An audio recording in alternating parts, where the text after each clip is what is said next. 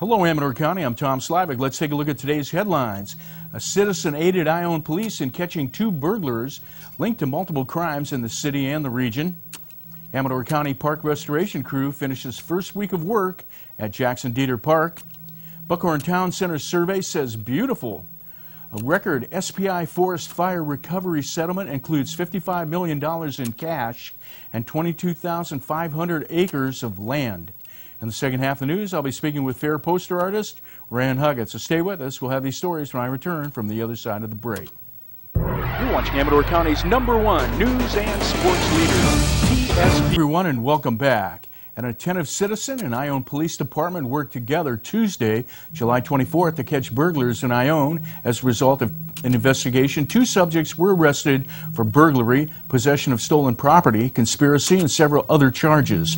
Arrested on these charges were Donald Craven, a 40-year-old parolee from Stockton, and a 30-year-old Angela Melton of Lodi. Ione Police Department Interim Chief Rocky L. Harpham released details on the arrest Wednesday, saying that around 3 a.m. on Tuesday, July 24th, an alert resident saw a suspicious male looking into neighbors' cars in the Edgebrook subdivision of Ione. Ione Police and Sutter Creek Police Department officers raced to the area after the report and located the suspicious subjects leaving the area in a pickup truck. Harpham said during the investigative stop, the two theft victims called 911 and eventually responded to the scene and identified their stolen property. Donald Anthony Craven, 40 of Stockton, and Angela Melton, 30 of Lodi, were arrested and booked into Amador County Jail on several felony and misdemeanor charges. Craven was arrested at South Church and Main Street, and his bail was set at $20,000. Craven is facing 5 felonies, including violation of parole, grand theft of property in excess of $950, conspiracy to commit a crime, and receiving known stolen property. Melton was arrested at Cottonwood Court in Eagle Drive, and her bail was also set at $20,000. Melton faces 4 felonies, including grand theft, conspiracy, and receiving known stolen property, and a misdemeanor charge of being under the influence of a controlled substance. During the course of the next 2 days, 3 more Ione victims were identified and had their property returned to them. Harpham said additionally, it appears this investigation also solved a few crimes in San Joaquin County. Harpham said there is still property that has been seized that we have not yet identified owners to, and he said anyone who believes they may have been a victim of theft or burglary should contact the Ione Police Department. He said the arrests and solving the crimes was yet another example of the citizens and the police working together to keep our community safe and preserve the Ione way of living. In his weekly letter, updated the Amador County Park Restoration Project, said the crew successfully completed its first week of work at Detert Park, including many repairs. Changes will include relocation of the horseshoe pit to the shady area near the restrooms by the creek, and the previous pit will be resurfaced and transformed into additional parking space. The work list is growing, Dalton said, and along with your assistance, we hope to renovate nearly the entire park. He continued to call on residents of Amador County as they require your assistance with this major undertaking. He said the Amador County Park Restoration Project is a once-in-a-lifetime opportunity, and there's still time to get involved. The list of materials required is rapidly growing. It includes topsoil for the new field, underground items such as piping and sprinklers, block and rebar for the new backstop and dugouts, the use of a grader with a laser for setting the field, new curbing, several yards of cement, and plenty of lumber. Those unable to volunteer are asked to consider donating materials, and all donations are tax deductible. We ask our local businesses to consider assistance with those mentioned items. Dalton said his family, the Jackson Rancheria Band of Miwok Indians, encouraged people to get involved and become a volunteer by joining them 7 a.m. to 3 p.m. Monday through Friday at Detert Park. He said, we look forward to working with you side by side, rebuilding yet another park for the children and families of Amador County. In other news, the Mixed Martial Arts Fight Series Ultimate Fighting Championship continues at the Jackson Rancheria Casino Resort on pay-per-view with the UFC Fight 150 on Saturday, August 11th in the Grand Oak Ballroom. Doors open at 6 p.m. and the fight is at 7 p.m. Pub-style snacks and cold ice beer will be available for purchase. Attendees must be 21. Tickets are $10, available at the casino cage or online at jacksoncasino.com. And one of the leading candidates for the 2012 Fight of the Year will get a second chapter August 11th as UFC lightweight champion Benson Smooth Henderson meets Frankie the Answer Edgar in a rematch of their February 5-round war. Henderson outlasted Edgar, who promises that he will take back his title and hand Henderson his first UFC loss. Jackson Rancheria Casino Resort is located at 12222 New York Ranch Road in Jackson. The Upcountry Community Council released details of a questionnaire about what people want to see in Buckhorn Town Center, which is part of a draft Amador County General Plan update. UCC Chairwoman Lynn Morgan said the council intends in August 13th meeting to complete its process for defining decision criterion to present to the County Planning Commission and Board of Supervisors for development of a future successful Buckhorn Town Center. Renee Milkinson compiled the questionnaire, result of which Morgan shared Monday, July 23rd. Among the questions, the survey asked what brought people to Buckhorn and what keeps them there. Some said the woods, clear sky, forested environment, a quiet small population, and a slower pace.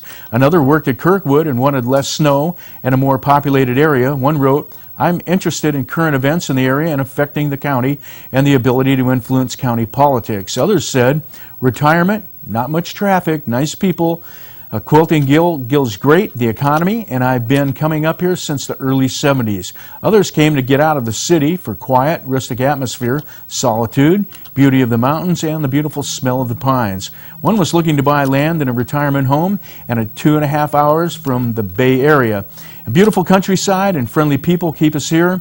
Another Buckhorn survey question said, "Locally, where do you take out-of-town guests?" Businesses included the Volcano Theater, Volcano Union Inn, the Blue Moon Cafe in Pine Grove, Pioneer Lodge, Holiday Inn Express, Giannini's Restaurant, Tommy's Restaurant, Roaring Camp, Mountain Horse Shop in Red Corral, the Mace Meadow Golf Course, St. George Hotel, Black Chasm, and Chauncey Park.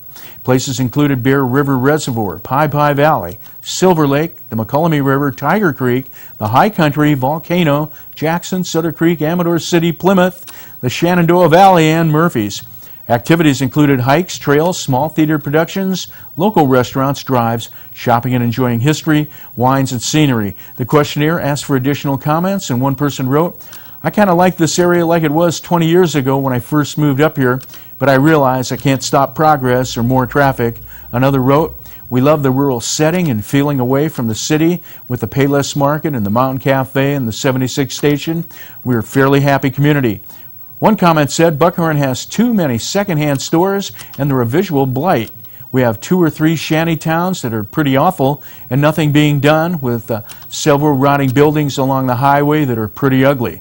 Upcountry Community Council returns to the issue at its next meeting, 6 to 8 p.m. Monday, August 13th, and urge people to attend and fill out questionnaires. Those with questions can call Morgan at 209-295-8626 or Vice Chair Sherry Curtis at 209-295-8626. The U.S. Attorney's Office announced a record $122.5 million settlement with Sierra Pacific Industries for the 2007 Moonlight Fire, recently saying it was the largest ever recovery for damages caused by a forest fire.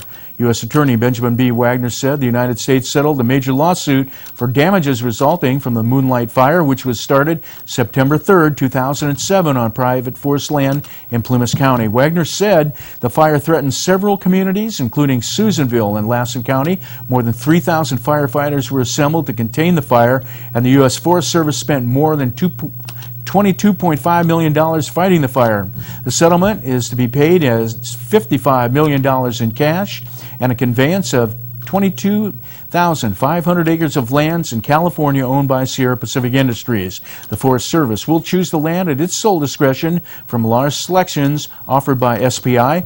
The land currently has an approximate estimated private economic value of at least $3,000 per acre, or a total value of approximately $67.5 million. Wagner said current value may increase depending on the nature and location of the specific parcel selected. Once a property is selected and rededicated to the use and enjoyment of future generations, the value of land to the public is expected to substantially exceed that figure. He said, much of this land is expected to bridge gaps between existing national forest lands and support sensitive species and critical watersheds and habitat. Assistant Attorney General for the Environment and Natural Resources, Ignacia S. Moreno, said the Moonlight Fire was a devastating fire that destroyed millions of trees and critical wildlife habitat in threatened communities. He said, like many forest fires, fires and may have been easily avoided with proper safeguards. He said the settlement is just and fair and will compensate for the people of California for public lands and natural resources lost to the Moonlight Fire. Wagner said what was lost was priceless and will not return for over a century. The recovery in this case will help start the process of making the public whole. Pacific Southwest Regional Forester Randy Moore was pleased with the settlement and with the opportunity to restore the landscape on 2 national forests. This settlement furthers the region's ecological restoration efforts. The fire killed more than 15 million trees on more than 46,000 acres of public land in the Plumas and Lassen National Forests. Some of the trees were more than 400 years old, and 2 million of the trees could have been harvested for commercial use with enough timber to build more than 73,000 single-family homes. Let's take a look at today's weather. Okay, and we're going to give you the weather for today and over the weekend. Of course, we have the fair. So today it's going to be sunny with a high of 86, a low of 58, winds west 10 miles an hour. Saturday, high of 91 with a low of 60, winds out of the west 5 to 8 miles an hour. And on Sunday, look for a comfortable sunny high of 92, low of 61. That's relatively cool weather for the fair. And our air quality index report, the ozone levels are moderate today, Friday at 96, and unhealthy for sensitive groups over the weekend at 102. And when I return, we'll be talking with Rand Huggett. He's the fair poster artist of the Amador County Fair. Stay with us right here on TSPN. You're watching Amador County's #1 news and sports leader,